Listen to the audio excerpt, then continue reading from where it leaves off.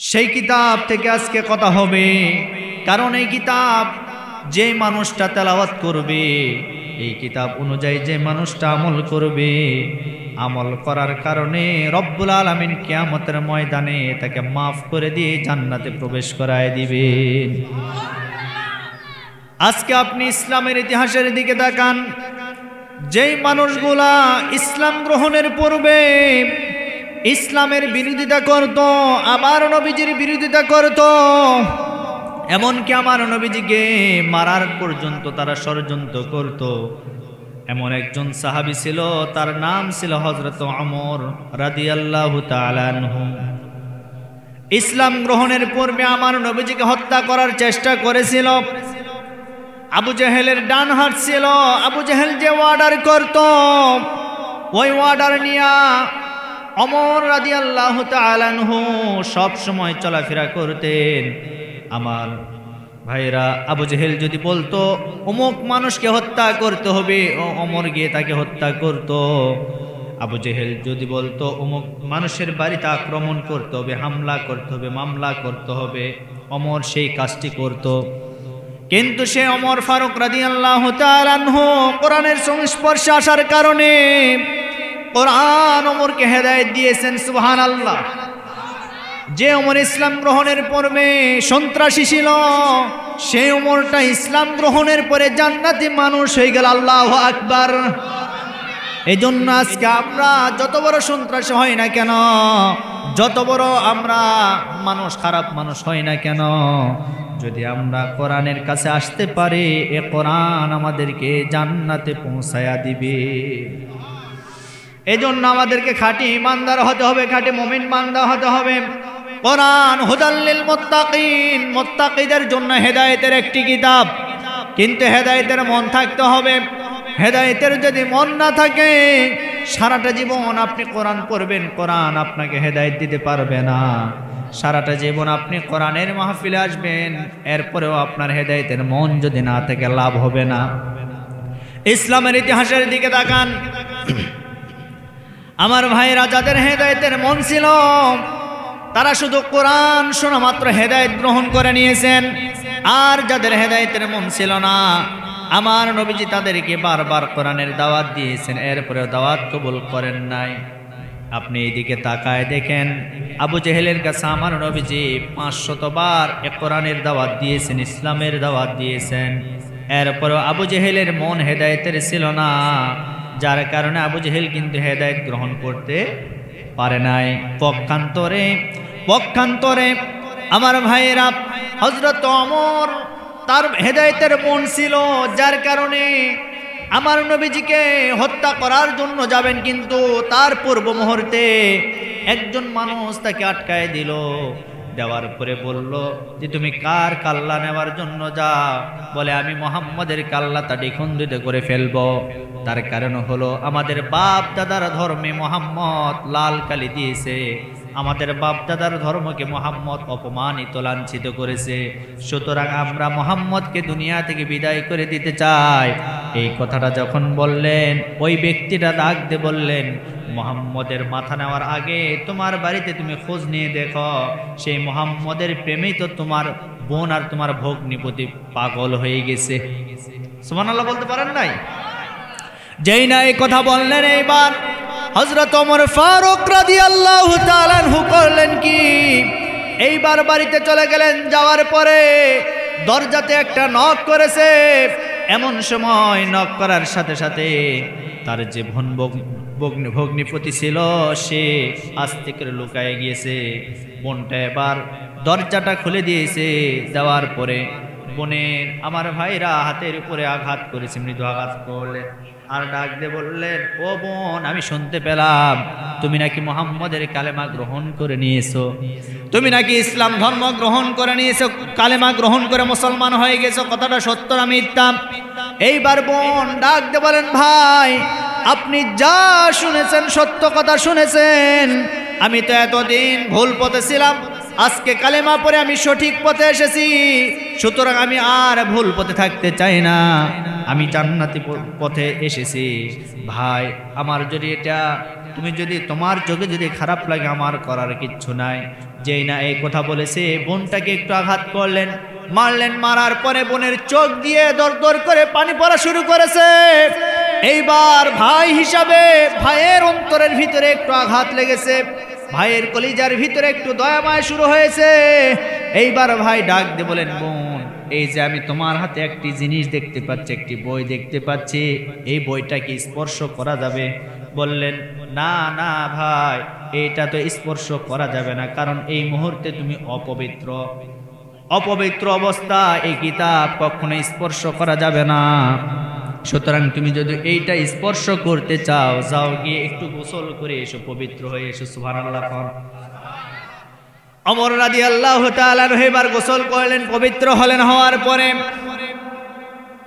এইবার কিতাবটা যখন হাতের ভিতরে নিলেন, নেওয়ার পরে আমার ভাইরা, হযরত ওমরের কলিজার ভিতরে কে যেন ভয় ঢুকায় দিচ্ছে যে ওমর আর কতদিন ভুল পথে থাকবি, আর ভুল পথে না আয়, হেদায়েতের পথে আয়।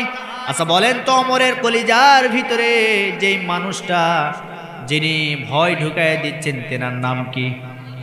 জোরে বলেন, নাম কি? আল্লাহ ওমরের অন্তরের ভিতরে ভয় ঢুকায় দিলেন। এইবার ওমর রাদিয়াল্লাহু তাআলা আনহু বোনকে ডাক দিয়ে বললেন, বোন, তুমি যে মুহাম্মদের কালেমা গ্রহণ করেছো, তুমি যে ইসলাম ধর্ম গ্রহণ করেছো, আমি একটু সেই মুহাম্মদের কাছে যেতে চাই। আল্লাহু আকবার। আমি একটু সেই মুহাম্মদের কাছে যেতে চাই। এইবার বোন করলেন কি, মুহাম্মদ সাল্লাল্লাহু আলাইহি ওয়াসাল্লামের কাছে নিয়ে গেলেন। নিয়ে যাওয়ার পরে ওমর আমার নবীজির কাছে যাওয়ার পরে মাথাটা নত করলেন। নত করার পরে ডাক দিয়ে বললেন, ওগো আল্লাহর পয়গাম্বর, আমি এতদিন বুঝতে পারি না, আমি ভুল বুঝেছি। আসলে আপনার ধর্মটাই সত্য ধর্ম, আপনি হলেন সত্য নবী। সুতরাং এই মুহূর্তে আপনি আমাকে কালেমা পড়ে মুসলমান বানায়া দেন। আর জোরে বলে সুবহানাল্লাহ। আমার ভাইরা, এইবার ওমর রাদিয়াল্লাহু তাআলা আনহু কালেমা পড়ে মুসলমান হয়ে গেলেন। ওমর যখন কালেমা পড়ে মুসলমান হয়ে গেল, এইবার ওমর ডাক দিয়ে বলেন, ওগো আল্লাহর পয়গম্বর, এতদিন আমি জাহান্নামের পথে ছিলাম, এই মুহূর্তে আমি জান্নাতের পথে আসলাম। এতদিন ভুলের পথে ছিলাম, আজকে আমি হেদায়েতের উপরে উঠলাম।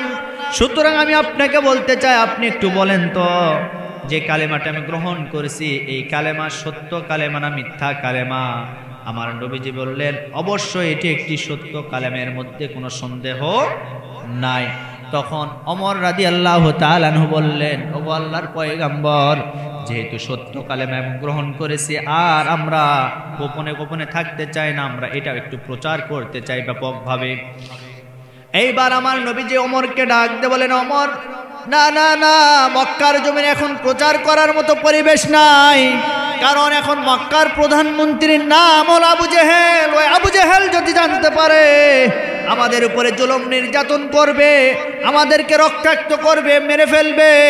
সুতরাং না না না, আমাদের সময় আছে, যখন সময় হবে আমরা মক্কার জমিনে এই কালেমার প্রচার আর বৃদ্ধি করব। যে না এই কথা বলেছে, বলার পরে ওমরের মেজাজ গেছে খারাপ হয়ে। ওমরের রাগ কম ছিল না বেশি ছিল? জোরে বলেন। ওমর রাগান্বিত হয়ে গেলেন, ডাক দিয়ে বলেন, নবীজি আপনি কেমন কথা বললেন? যে কালেমা গ্রহণ করলাম সত্য একটি কালেমা, আর এইটা প্রকাশ্যে আমি প্রচার করব। আপনি কি জানেন না, এই মক্কার জমিনে আমি ওমর যেখানে দাঁড়াবো, সেই জায়গায় কোনো মানুষের সাহস নেই আমার সামনে দাঁড়িয়ে কথা বলবে। আল্লাহু আকবার। এতদিন আমি ইসলামের বিপক্ষে অনেক কথা বলেছি, ইসলামের বিপক্ষে অনেক কাজ করেছি। আজ থেকে আমি আপনার সামনে আপনাকে শপথ রেখে বললাম, আর আমি ভুলের পথে থাকতে চাই না। সুতরাং আমি থাকবো সামনে। এই মক্কার জমিনে একটি স্লোগান হবে, যে স্লোগানের নেতৃত্ব আমি ওমর দেব। সেই স্লোগানের শব্দ হবে লিল্লাহে তাকবীর। হাত তুলে বলেন, লিল্লাহে তাকবীর, লিল্লাহে তাকবীর। আল কোরআনের আলো, আল হাদিসের আলো। আমার নেতা তোমার নেতা, বলেন আমার নেতা তোমার নেতা। লিল্লাহে তাকবীর। আমার ভাইরা, তাকবীর নিয়ে কি কোনো সমস্যা আছে? কথা বলেন। আজকে বর্তমান সমাজের ভিতরে তাকবীর নিয়ে অনেকের জ্বালা পোড়া। অনেকে বলে এই তাকবীর নাকি অমুক তমুক দলের স্লোগান, তাকবীর দেওয়া যাবে না। আমরা বলবো এই তাকবীর এটা মুসলমানদের ইমানি স্লোগান, মুসলমানদের বদর স্লোগান, ওহুদের স্লোগান। এই তাকবীর দেওয়ার কারণে বাংলাদেশের শাহজালাল রহমতুল্লাহ আলাইহি যখন তাকবীর দিয়েছে, গৌর গোবিন্দের ইট একটা একটা করে জমিনে ভেঙে পড়ে শুরু হয়েছিল। গৌর গোবিন্দের বিল্ডিং ভেঙে চুরে চুরমার হয়ে গিয়েছিল এই তাকবীর দেওয়ার কারণে। এই তাকবীর দেওয়ার কারণে শাহ সুলতান বলখি মাহি সরওয়ার রহমতুল্লাহ আলাইহি যখন তাকবীর দিয়েছিলেন, আমার ভাইরা পরশুরামের অন্তরের ভিতরে কম্পন তৈরি হয়েছিল। সুতরাং তাকবীর নিয়ে যারা বিতর্ক করবে, তাকবীর নিয়ে যারা বাজে বাজে মন্তব্য করবে, আমরা বলতে চাই তাদের জন্ম যদিও বৈধ, কিন্তু এই তাকবীরের বিরোধিতা করার কারণে এরা হলো জারজ সন্তান। কথা বলেন ঠিক কিনা? সুতরাং তাকবীর নিয়ে কেউ বিরোধিতা করবেন না। তাকবীরের স্লোগান কার স্লোগান? আওয়াজ দিয়ে বলুন কার স্লোগান? আল্লাহর স্লোগান। আল্লাহর স্লোগান দিবেন, কোনো অসুবিধা আছে? তাকবীর দিলে খুশি হয় কে? জোরে বলেন। আর তাকবীর দিলে মন খারাপ করেন কে? শয়তান এলাকায় আছে? আছে আছে। শয়তান কিন্তু দুই ধরনের শয়তান হয়, একটা জিন শয়তান আর একটা মানুষ শয়তান। জিন শয়তানকে আপনি সূরা নাস, ফালাক, আয়াতুল কুরসি পাঠ করে ফু দিবেন, ও কিন্তু 500 গজ দূরে দৌড় মারবে। আর মানবরূপী শয়তানকে পুরা কোরআন শরীফ পড়িয়ে যদি ফু দেন, এরপর মানবরূপী শয়তান এই জায়গা থেকে সরতে চাইবে না। এরকম মানবরূপী শয়তান আমাদের সমাজে আছে না নাই? জোরে বলেন আছে না নাই? এদেরকে সাইজ করতে হবে। কথা বলেন আলহামদুলিল্লাহ। জোরে বলে আলহামদুলিল্লাহ। এখন যতগুলি শ্রোতা হয়েছেন, মুসলমানদের মতো যে আওয়াজ দিচ্ছেন, শেষ পর্যন্ত যদি এই আওয়াজ থাকে, আমার বিশ্বাস এলাকার ভিতরে এই মাহফিলটা আলোড়ন সৃষ্টি হয়ে যাবে। কথা বলেন ঠিক কিনা? হ্যাঁ, খেলা তো এই জায়গায়, খেলা বাহিরে নাই। কথা বলেন, মজা ভিতরে, মজা কিন্তু বাহিরে না। আপনারা যখন তরমুজ খান, আচ্ছা বলেন তো তরমুজের ভিতরে মজা না বাহিরে মজা? কথা বলেন না কেন? মজা কোথায়? মজা ভিতরে। সুতরাং এই জায়গায় আসলে মজা পাবেন, বাহিরে গেলে মজা নাই। কথা বলেন, কথা বলেন। যে জায়গায় আসলে রহমত বরকত বাড়ায় দেন কে? বসবেন, আল্লাহ সাকিনা নাজিল করবেন, রহমত নাজিল করবেন, আল্লাহ বরকত নাজিল করবেন। সুবহানাল্লাহ। সম্মানিত ভাইরা আমার, এজন্য আমি আপনাদের সামনে কিছুক্ষণ কথা বলবো, আমার তেলাওয়াতকৃত আয়াতের উপরে কথা বলবো। শুনবেন তো ইনশাল্লাহ? শুনবেন তো ইনশাল্লাহ? আল্লাহ কবুল করুন, সকলে বলে আল্লাহুম্মা আমিন। সম্মানিত ভাইরা আমার, আমি যে কথা বলতেছিলাম যে হেদায়েতের মন থাকতে হবে। হেদায়েতের মন ওমরের ছিল, আল্লাহ হেদায়েত দিয়েছে। আবু জেহেলের মন ছিল না, আল্লাহ হেদায়েত দেন নাই। এরপরে নবীজির আপন চাচা, নবীজির আপন চাচা, তার নাম ছিল আবু তালিব। আবু তালেবকে আমার নবীজি মহব্বত করতেন। আবু তালেবও আমার নবীজিকে তার জীবনের চাইতেও বেশি মহব্বত করতেন। তার নিজের যে সন্তানগুলি ছিল তাদের চাইতেও আমার নবীজিকে সবচাইতে বেশি মহব্বত করেছেন এই আবু তালেব। কিন্তু আবু তালেব কি ইমানদার না বেঈমান? মুসলমান না কাফের? কথা বলেন না কেন? কাফের। কারণ মৃত্যুর সময়ও সে ঈমান গ্রহণ করে নাই। আমার নবীজি আবু তালেবের ইন্তেকালের পূর্ব মুহূর্তে আমার নবীজি চাচার কাছে গেলেন। যাওয়ার পরে বললেন যে চাচা, আপনি শুধু বলুন লা ইলাহা ইল্লাল্লাহ, এতটুকু শব্দ বললে হয়ে যাবে। মুহাম্মদ রাসূলুল্লাহ বলা লাগবে না, আমাকে নবী হিসাবে স্বীকার করে নেওয়া লাগবে না, আপনি এতটুকু বলুন। এইটুকু বলে যদি আপনি মৃত্যুবরণ করতে পারেন, কাল কিয়ামতের ময়দানে আল্লাহর আদালতে ঝগড়া করে হলেও আপনাকে আমি জান্নাতে নিয়ে যাব। পাশে ছিল আবু জেহেল, কাফের বেঈমানের ছিল। ডাক দিয়ে বলেন, নেতা কি খবর? মরার সময় বেঈমান হয়ে মরার শখ আছে নাকি? কি বলল দেখেন, লা ইলাহা ইল্লাল্লাহ পড়বে, আর তারা বলে কি মরার সময় বেঈমান হয়ে মরার শখ আছে নাকি? আবু তালেব তখন আর পড়তে পারলেন না। নবীজি মন খারাপ করলেন। আল্লাহ পাক সাথে সাথে আয়াত নাজিল করলেন যে হে নবী, আপনি মন খারাপ করেন কেন? হেদায়েতের মালিক তো আপনি না, হেদায়েতের মালিক আমি। সুতরাং আমি কাকে হেদায়েত দিব না দেব সেটা আমার ব্যাপার। আপনি তো হেদায়েত দিতে পারবেন না, আপনি চেষ্টা করেছেন, এটা আপনার দায়িত্ব। আপনি চেষ্টা করেছেন আপনার চাচাকে হেদায়েত দিয়ে আপনি একটু জান্নাতে নিবেন, কিন্তু আপনার চাচা গ্রহণ করতে পারলেন না। সুতরাং হেদায়েতের মন আপনার চাচার ছিল না, যার কারণে হেদায়েত পায় না। আর ইউদিল্লু বিহি কাসীরা ওয়া ইয়াহদি বিহি কাসীরা ওয়া মা ইউদিল্লু বিহি ইল্লাল ফাসিকিন। হেদায়েতের মালিক আমি আল্লাহ। আমি আল্লাহ কাকে কোন সময় কিভাবে হেদায়েত দিব এটা তো আমার এখতিয়ার, আপনার কাছে তো এই ক্ষমতা আমি রাখি নাই। সুতরাং নবীজির চাচা কালেমা গ্রহণ করলেন না, এরপরও আবু তালেবের জন্য আমার নবীজি হাত তুলে দোয়া করেছেন। কিন্তু কিতাবের ভিতরে এসেছে আবু তালেব একজন কাফের হওয়ার পরেও জাহান্নামে যতগুলো মানুষ যাবে সবচাইতে কম শাস্তি, অল্প শাস্তি আবু তালেবকে আল্লাহ দিবেন। সেই কম শাস্তি কেমন? কিতাবের ভিতরে এসেছে যে আবু তালেবকে জাহান্নামের এক জোড়া জুতা পায়ে পরিধান করে দেওয়া হবে। কয় জোড়া? এক জোড়া জুতা পরিধান করে দেওয়া হবে। এই জুতা যখন পায়ে দিবে, এই জুতা পায়ে দেওয়ার পরে এই পা পুরে, পা থেকে একেবারে কলিজা পর্যন্ত তার পুরে সারখার হয়ে যাবে। জাহান্নামের এত ভয়াবহ, এত কষ্ট হবে, সে সহ্য করতে পারবে না, কলিজা পর্যন্ত পুরে ছাই হয়ে যাবে। আমার ভাইরা, আমি আপনাদেরকে যে কথা বুঝাতে যাচ্ছি, আমরা যারা এখানে এসেছি আজকের তেলাওয়াতকৃত আয়াত থেকে যতটুকুন পারি কথা বলবো, তবে আপনাদেরকে আপনাদের জীবনে যদি ভুল থাকে হেদায়েত গ্রহণ করতে হবে। পারবেন তো ইনশাল্লাহ? জোরে বলেন পারবেন তো ইনশাল্লাহ? আল্লাহ কবুল করুন, সকলে বলে আল্লাহুম্মা আমিন। আসুন আমরা আমাদের তেলাওয়াতকৃত আয়াতের দিকে চলে যাই। আমি আপনাদের সামনে কোরআনে কারিমের গুরুত্বপূর্ণ একটি সূরা, সূরা আত-তাওবার 111 নম্বর আয়াতে কারিমা তেলাওয়াত করছি। জোরে বলেন কোন সূরা? সূরা তওবা। তওবা শব্দের অর্থ কি? তওবা শব্দের অর্থ ফিরে আসা, অনুতপ্ত হওয়া, অনুশোচনা হওয়া, ভুল করেছেন স্বীকার করা, এর নাম তওবা। এর নাম কি? তওবা করতে গেলে 3টা শর্ত মানা লাগবে। আমরা অনেকে বলি না, এই তওবা করেন। তওবা কি? তওবা আস্তাগফিরুল্লাহ রাব্বি মিন কুল্লি যামবি ওয়া আতুবু ইলাইহি। এর নাম তওবা? এর নাম তওবা নয়। তওবা করতে গেলে 3টা শর্ত মানা লাগবে। আওয়াজ দিয়ে বলেন কয়টা? 1 নাম্বার শর্ত হলো আপনি যে পাপ করেছেন, আপনি যে ভুল করেছেন, আপনাকে স্বীকার করা লাগবে আমি এই ভুল করেছি, পাপ করেছি। আল্লাহ বলেন আমার যে বান্দারা পাপ করার পরে ভুল স্বীকার করে নেই, আমি আল্লাহর গাফফার নামের ওসিলায় ওই সমস্ত বান্দা বান্দীদের জীবনের সমস্ত গুনাহগুলি মাফ করে দেই। আপনি একটু ইতিহাসের দিকে তাকান, ভুল করার পরে স্বীকার করলে আল্লাহ মাফ করবেন, কিন্তু ভুল করার পরে যদি স্বীকার না করেন আল্লাহ মাফ করবে না।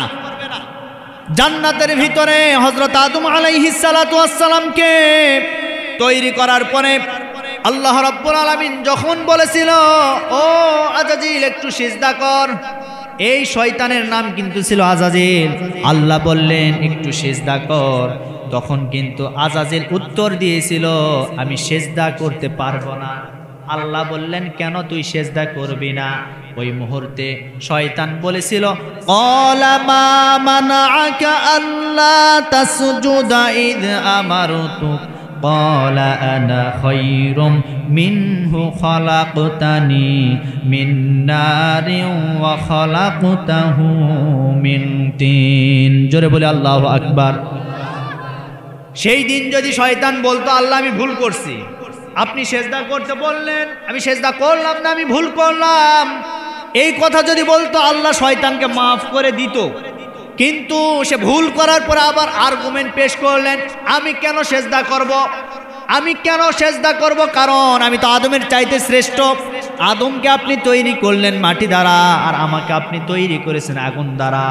আমার ভিতরে একটা পাওয়ার আছে, আমার ভিতরে একটা ক্ষমতা আছে, আমার তাপ যায় উপরের দিকে, আর মাটির যে নির্যাস, মাটির যে ক্ষমতা সেটা হলো নিচের দিকে। সুতরাং আমার ভিতরে একটা ক্ষমতা আছে, আমার ভিতরে একটা পাওয়ার আছে। এই যে পাওয়ারের অহংকার সর্বপ্রথম করলেন কিন্তু শয়তান, ক্ষমতার অহংকার কিন্তু সর্বপ্রথম করলেন শয়তান। আজ সারা পৃথিবীর দিকে আপনি তাকায় দেখেন, ক্ষমতার অহংকার তো আজ আমাদের দেশে নাই। কথা বলেন না কেন? আমাদের দেশে ক্ষমতার অহংকার আছে না নাই? সুতরাং বুঝতে হবে ক্ষমতার অহংকার যারাই করবে নিঃসন্দেহে বাংলাদেশে তারাও কিন্তু ডিজিটাল শয়তান।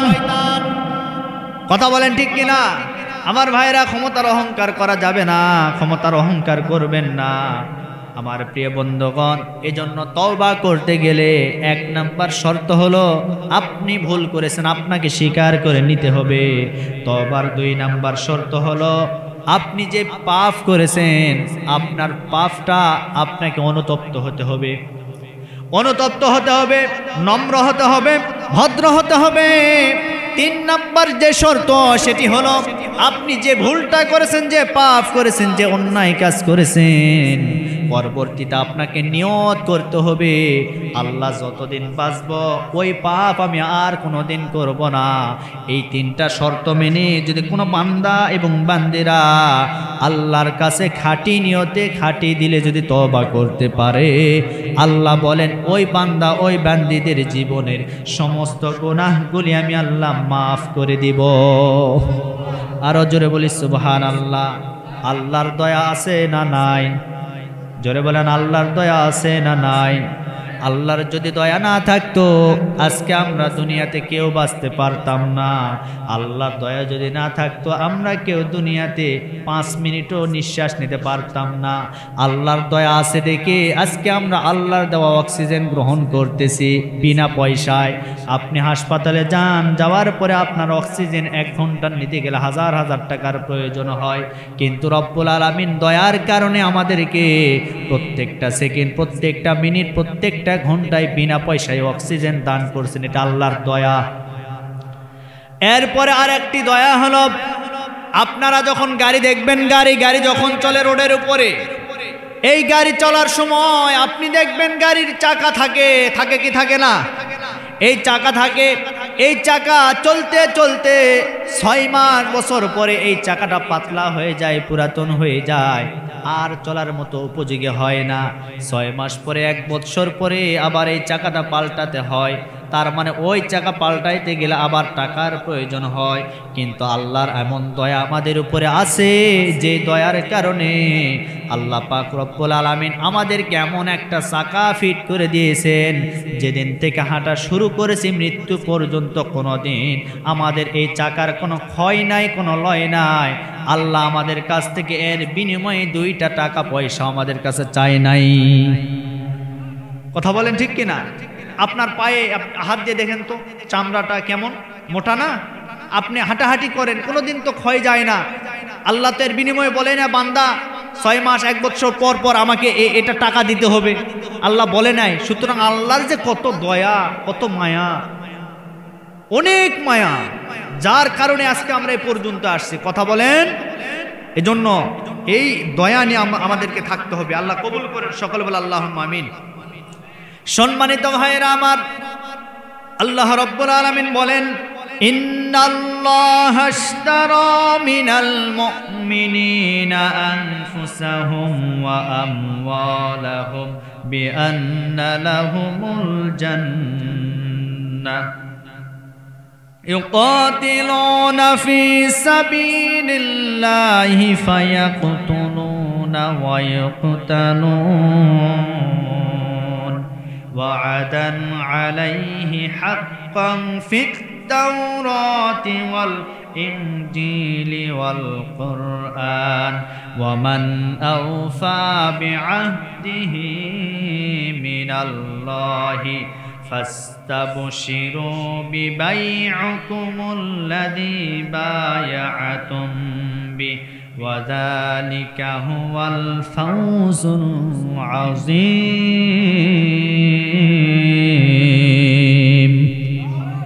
আল্লাহ রাব্বুল আলামিন বললেন ইন্নাল্লাহা আশতারা মিনাল মুমিনিন, নিশ্চয় আমি আল্লাহ মুমিনদের কাছ থেকে ক্রয় করে নিয়েছি 2টি বিষয়। 1 নম্বরে আনফুসাহুম জান, 2 নম্বরে ওয়া আমওয়ালাহুম মাল। আল্লাহ বলেন আমি মুমিনদের কাছ থেকে দুটি জিনিস ক্রয় করে নিয়েছি, এক নম্বরে জান আর দুই নম্বরে হলো মাল। এর বিনিময়ে আমি আল্লাহ আমার মুমিন বান্দাদেরকে একটি জিনিস দিতে চাই, যেই জিনিসটা সারা পৃথিবী বিক্রি করলেও কেউ ক্রয় করতে পারবে না। যেই জিনিসটা ক্রয় করতে গেলে এই দুটি জিনিস আমাকে দান করে দিতে হবে, সেই জিনিসটার নাম হচ্ছে আল্লাহর তৈরি করা জান্নাত। সুতরাং আমরা জান্নাত সকলে চাইতো নাকি? জোরে বলেন চাইতো নাকি? জান্নাত পেতে গেলে আল্লাহকে দুটি জিনিস দিতে হবে, এক নম্বরে জান দিতে হবে, দুই নম্বরে মাল দিতে হবে।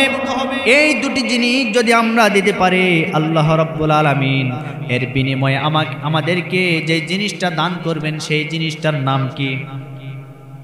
জোরে বলেন নাম কি? কষ্ট হচ্ছে আপনাদের? কষ্ট হচ্ছে, অসুবিধা হচ্ছে? আল্লাহ আমাদেরকে জান্নাত দান করবেন, তাহলে আমাদেরকে কি করতে হবে? এক নম্বরে আমাদেরকে আল্লাহর রাস্তায় যুদ্ধ করতে হবে, জিহাদ করতে হবে। ফায়াকতুলুনা ওয়া ইয়াকতালুন, মারতে হবে, মরতে হবে। মারার কথাও এসেছে, মরার কথাও এসেছে। তাহলে আমাদেরকে রব্বুল আলামিন নির্দেশনা দিলেন তোমরা আল্লাহর রাস্তায় জিহাদ করো, সংগ্রাম করো। তাহলে আল্লাহ আমাদের কাছ থেকে ক্রয় করে নিতে চান জান এবং মাল। এখন আল্লাহকে আপনি যদি জান এবং মাল দিতে চান, বলেন তো এই জান মাল উত্তম দেওয়ার প্রয়োজন আছে না নাই? পচা জান আর মাল কিন্তু আল্লাহ আপনার কাছ থেকে নিবে না, বরং আল্লাহ কিন্তু এই জায়গায় বলে নাই ইন্নাল্লাহ আশতারা মিনাল মুসলিমিন, এ কথা বলে নাই।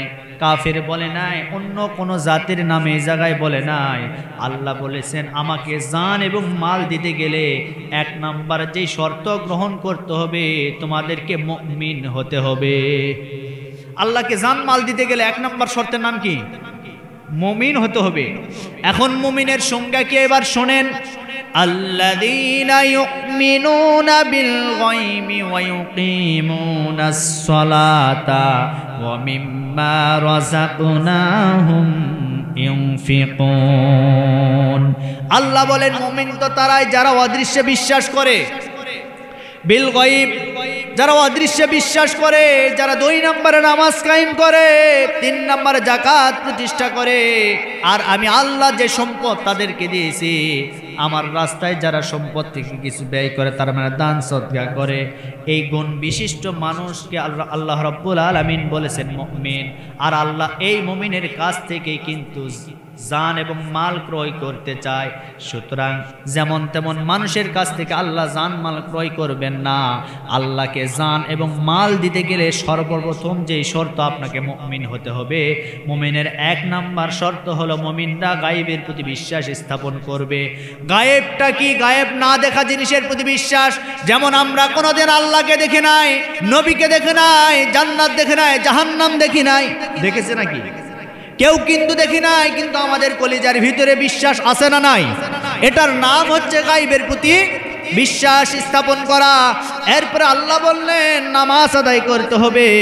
বেনামাজের কাছ থেকে আল্লাহ জান আর মাল নিবেন না। 1 নাম্বার শর্ত হলো গায়েবের প্রতি বিশ্বাস, 2 নাম্বার আপনাকে নামাজ আদায় করতে হবে। সুতরাং আল্লাহকে যদি আপনি জান আর মাল দিতে চান, 2 নাম্বার শর্তের নাম হলো আপনি নামাজি হয়ে যান। কয় ওয়াক্ত নামাজ পড়বেন? 5 ওয়াক্ত নামাজ পড়তে হবে। এই 5 ওয়াক্ত নামাজ আপনাকে আদায় করতে হবে, কারণ মুমিনের অন্যতম গুণের নাম হলো তারা নামাজি হবে, নামাজ আদায় করবে। কিন্তু আজকে বর্তমান সমাজের ভিতরে হাজারো মানুষ আছে যারা ওয়াজ শুনবে, ভালো ভালো কথা শুনবে, কিন্তু 1 ওয়াক্ত নামাজও পড়বে না। এই ধরনের মুসলমান আপনাদের এলাকায় আছে না নাই? আছে, আছে। ওয়াজ শুনবে বসে বসে, কিন্তু নামাজের কথা বললে নামাজ নাই। এরকম ওয়াজ, এরকম প্যান্ডেল লাইটিং করে আপনি হাজার হাজার ওয়াজ শুনলেন, কিন্তু ফজরের নামাজ পড়লেন না।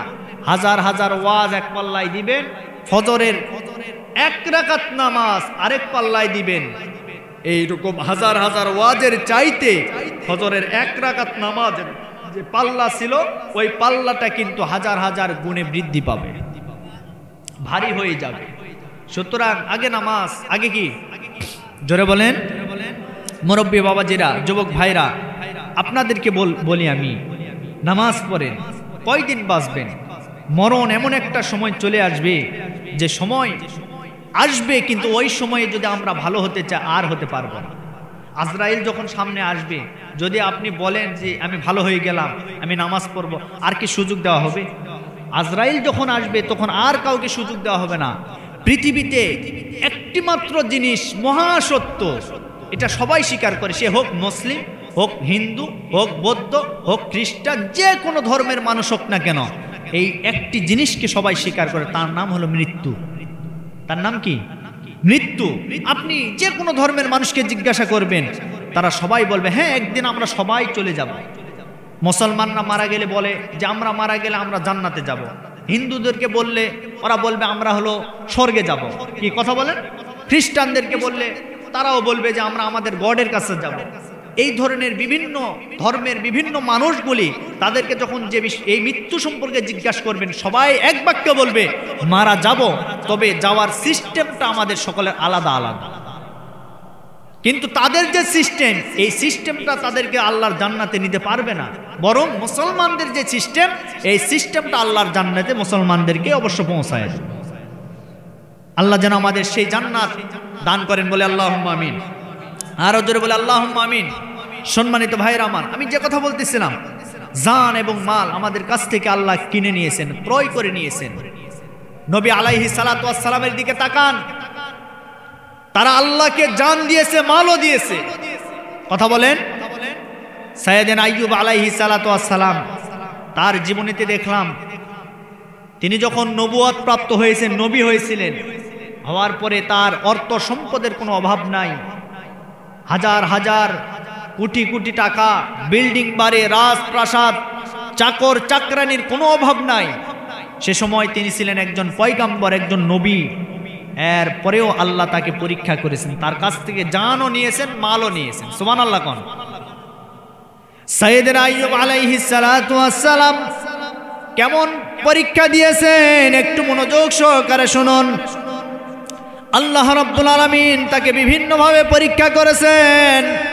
তার রাজ দরবারে শত শত কক্ষ ছিল, চাকর চাকরানির কোনো অভাব ছিল না, তার স্ত্রী সন্তান সন্ততির কোনো অভাব ছিল না, শুধু সুখ সুখ আর সুখ, কোনো অশান্তি ছিল না। এরপরেও এত সুখ থাকার পরেও সে আল্লাহর ইবাদত করত, আল্লাহর গোলামি করত। এই দৃশ্যটা দেখার পরে শয়তানের মনের ভিতরে একটু সন্দেহ হয়েছে। শয়তান চাচ্ছে আইয়ুবকে এখন এই মুহূর্তে ধোঁকা দেওয়ার প্রয়োজন আছে। আল্লাহকে ডাক দিয়ে বলেন, আল্লাহ আপনার আইয়ুবকে আপনি ধন সম্পদ দিয়েছেন, যার কারণে আপনার ইবাদত থেকে সে মুখ ফিরায় না। এত কিছু দেওয়ার পরে আপনার আইয়ুব, আপনার পয়গাম্বর, আপনার নবী ইবাদত বন্দেগী কেন করে? কারণ তার টাকার অভাব নাই, পয়সার অভাব নাই, ঘর বাড়ির অভাব নাই, তার সুখ শান্তির কোনো অভাব নাই। এই কারণে আপনার ইবাদত করে। আপনি এখনই আপনি তাকে যদি পরীক্ষা করে দেখেন, আপনার আর ইবাদত করবে না। তার কাছ থেকে আপনি সম্পদগুলো ছিনায় নেন, তার কাছ থেকে আপনি সব কিছু থেকে যদি বঞ্চিত করেন, দেখবেন সে আর আপনার ইবাদত করবে না। এই কথা যখন আল্লাহকে বললেন, আল্লাহ পাক রব্বুল আলামিন শয়তানকে বললেন, ও শয়তান, তুই হয়তো জানিস না আইয়ুব আমার একনিষ্ঠ বান্দা, আইয়ুব আমার পয়গাম্বর, তাকে যতই পরীক্ষা নিরীক্ষা করি না কেন, আমার ইবাদত থেকে সে কখনো পিছনে যাবে না। আরো জোরে বলি সুবহানাল্লাহ। এইবার শয়তানকে চ্যালেঞ্জ করলেন। আল্লাহ বললেন, তুই কি এই দৃশ্যটা দেখতে চাস? বলে হ্যাঁ, আমি এটা একটু দেখতে চাই। এইবার শয়তানকে চ্যালেঞ্জ করার পরে আল্লাহ রাব্বুল আলামিন সাইয়েদনা আইয়ুব আলাইহিস সালাতু ওয়াস সালামকে বিভিন্নভাবে পরীক্ষা করা শুরু করলেন। কিভাবে পরীক্ষা করা যায়? আইয়ুব আলাইহিস সালাতু ওয়াস সালাম এইবার রাত্রিবেলা তাহাজ্জুদের নামাজের ওয়াক্তে যখন নামাজ পড়তে উঠবেন, তার নামাজের একটা আলাদা জায়গা ছিল। নামাজ পড়বেন, নামাজ পড়ার সময় তিনি হঠাৎ করে একটা সাউন্ড পেলেন, শব্দ পেলেন। শব্দটা এইরকম, তার একটা বিল্ডিং বাড়ি ছিল, ওই বাড়িটা ভেঙে গেল, মুহূর্তের মধ্যে চুরমার হয়ে গেল। হয়ে যাওয়ার পরে তার যে সন্তানেরা ছিল, এই সন্তানগুলি মাটির নিচে চাপা পড়ে দুনিয়া থেকে বিদায় নিয়ে চলে গেল। এইবার তার যারা কর্মচারী ছিল সাইয়েদনা আইয়ুব আলাইহিস সালাতু ওয়াস সালামের কাছে আসলেন। আসার পরে ডাক দিয়ে বলেন, ও আল্লাহর পয়গম্বর, আপনার অমুক জায়গার বিল্ডিংগুলো ভেঙে চুরমার হয়ে গেল, আপনার ছেলে সন্তানগুলি দুনিয়া থেকে বিদায় হয়ে গেল, তারা দুনিয়া থেকে মারা গিয়েছে, দুনিয়া থেকে তারা চলে গেছে। এই কথা বলার পরে সাইয়েদনা আইয়ুব আলাইহিস সালাতু ওয়াস সালাম হতাশা হলেন না।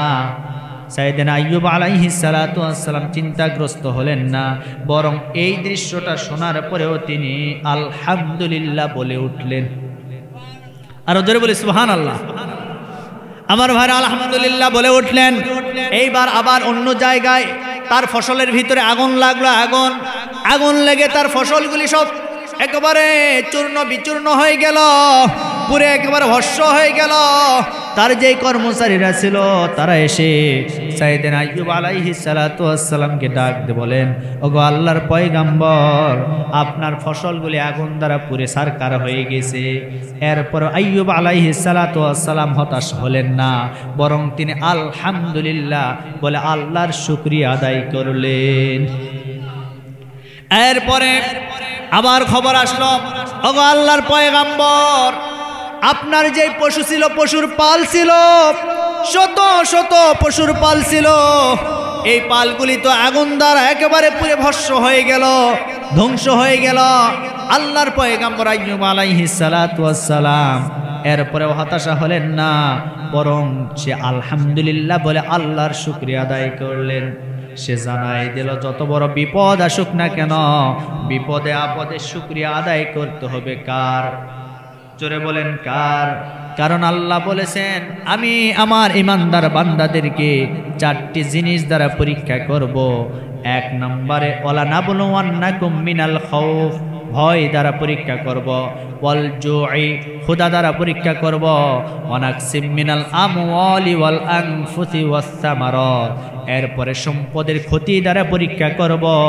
4 নম্বরে ফসলাদি নষ্ট করে তাকে পরীক্ষা করব। এই 4টা জিনিস দ্বারা ইমানদার বান্দাদেরকে আল্লাহ পরীক্ষা করবেন। এর ভিতরে 1 নম্বরে হচ্ছে ভয় দ্বারা ভয়। এখন এই ভয় কাকে বলা হয়? এই ভয়টা হলো এমন ভয়, যেই ভয় মানুষের দ্বারা আরেকজন মানুষ ভয়ে থাকে। আর সমাজের ভিতরে আপনি তাকায় দেখেন, এমন কিছু মানুষ আছে যারা আল্লাহর পথে থাকতে গিয়ে জালিমের জুলুমের শিকার হয়ে তারা ভয়ে আতঙ্কে থাকে। কথা বলেন না কেন? কারণ রাত্রিবেলা ঘুমিয়ে গেছে, সকালবেলা উঠে দেখে জেলখানায় বন্দী হয়ে আছে। কথা বলেন না কেন? আছে না নাই? এটাই হলো ভয়। রাত্রিবেলা ঘুমিয়ে গেছে, ভয়ে আছে, না জানে কোন সময় আমার উপরে আক্রমণ করা হয়। আল্লাহ বলেন, বান্দা, আমার প্রিয় বান্দা যারা হবে, আমি তাদেরকে এইভাবেই পরীক্ষা করব, ভয় দ্বারা। 2 নম্বরে ক্ষুধা দ্বারা। তার মানে ইসলামী আন্দোলনের উপরে আপনি থাকতে গেলে মাঝে মধ্যে না খেয়ে থাকা লাগতে পারে। কথা বলেন? তার মানে এটাও আল্লাহর পরীক্ষা, বুঝতে হবে আপনি আল্লাহর খাঁটি ইমানদার বান্দা। সুবহানাল্লাহ বলুন। এরপরে আল্লাহ যদি আপনাকে পরীক্ষা করে, আপনার সম্পদের ক্ষতি দ্বারা আল্লাহ পরীক্ষা করবে। হয় আপনার কাছ থেকে টাকা পয়সা চলে যাবে, সম্পদ এখানে সন্তানকেও বলা হয়, হয়তো বা আপনার সন্তান দুনিয়া থেকে মারা যাবে, আল্লাহ বিদায় করে নিবে। বুঝতে হবে এটাও আল্লাহ আপনার পরীক্ষা করছে। এরপরে আপনার ফসলাদিগুলো নষ্ট হয়ে যাবে, তার মানে বোঝা লাগবে এটাও আল্লাহর পরীক্ষা। এই 4টা বিষয় আল্লাহ পরীক্ষা করবেন। আর এই পরীক্ষার সময় আমাদেরকে ধৈর্য ধারণ করতে হবে। কার প্রতি? জোরে বলেন। আল্লাহর প্রতি ধৈর্য ধরতে হবে, সবর করতে হবে। তাহলে আল্লাহ বলেন, যারা ধৈর্যশীল হয় আমি আল্লাহ তাদেরকে মহব্বত করে, আমি আল্লাহ তাদের সাথে থাকি। সুবহানাল্লাহ বলতে পারেন? এজন্য সম্মানিত ভাইয়ের আমার, সাইয়েদনা আইয়ুব আলাইহিস সালাতু ওয়াস সালামকে আল্লাহ পরীক্ষা করছে। তার প্রথমে চলে গেল কি? সন্তানগুলি দুনিয়া থেকে মারা গেল। এরপরে ফসলগুলি কি হয়ে গেল? নষ্ট হয়ে গেল। তার যে পশু ছিল, পশুর পাল ছিল, সেগুলি একটা একটা করে নষ্ট হয়ে গেল। এক পর্যায়ে তার যে বিল্ডিং ছিল, রাজপ্রাসাদ ছিল, সব একটা একটা করে ভেঙ্গে চুরে চুরমার হতে শুরু করলো, জমিনে পড়ে যেতে শুরু করলো। এক পর্যায়ে তার যে ইবাদতখানা ছিল, তার যে নামাজ পড়ার যে জায়গা ছিল, শুধুমাত্র সেই জায়গা ছাড়া অন্য কোনো জায়গা ছিল না। এরপরেও আল্লাহকে ভুলে নাই, আল্লাহর পথ থেকে কখনো পিছনে আসে নাই, আল্লাহকে স্মরণ করেছে। কারণ আমাদের রব তো একজন, তিনি কে? জোরে বলেন। আল্লাহ আমার রব, এই রবি আমার সব। আল্লাহ আমার রব, এই রবি আমার সব। দমে দমে তন মনে তারি অনুভব। আল্লাহ আমার রব, এই রবি আমার সব। তোমার দুনিয়াতে আমি যেদিকে তাকাই, অথই নিয়ামতে ডুবে আছি সবাই। তোমার দুনিয়াতে আমি যেদিকে তাকাই, অথই নিয়ামতে ডুবে আছি সবাই। পাক পাখালির গানে শুনি তাসবিহ কলরব, তাসবিহ কলরব। আল্লাহ আমার রব, এই রবি আমার সব। আল্লাহ আমার রব, এই রবি আমার সব। জোরে বলে আল্লাহু আকবার। আমাদের রবকে আল্লাহ আমার রব, এই বিশ্বাস রাখতে হবে। সাইয়েদনা আইয়ুব আলাইহিস সালাতু ওয়াস সালামকে আল্লাহ রাব্বুল আলামিন এতগুলি বিপদ দেওয়ার পরেও তিনি পড়লেন আলহামদুলিল্লাহ, আলহামদুলিল্লাহ, আলহামদুলিল্লাহ। আল্লাহ যা করে আমার মঙ্গলের জন্য করে, আল্লাহ যা করে আমার ভালোর জন্য করে। এইবার শয়তান এই দৃশ্যগুলা দেখার পরে আবার মন খারাপ করলেন। আল্লাহ এত বিপদ দেয়, এরপরও আইয়ুব নবী মন খারাপ করে না, আল্লাহর প্রতি রাগান্বিত হয় না, বরং তার ইবাদতখানায় আল্লাহর ইবাদত বন্দেগী করতে করতে দিন যাপন করে।